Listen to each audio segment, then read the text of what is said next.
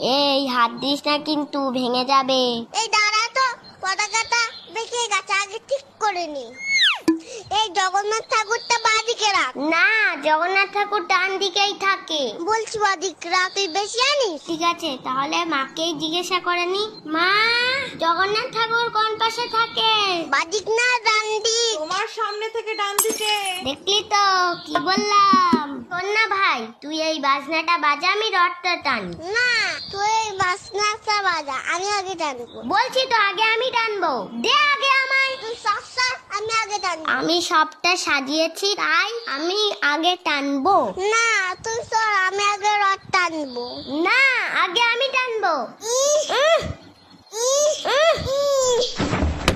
এই যা, রথটা ভেঙে গেল। দিদি দিদি, তুই কাঁদিস না, আমি তো রথটা ঠিক করে দিচ্ছি, প্লিজ কাঁদিস না।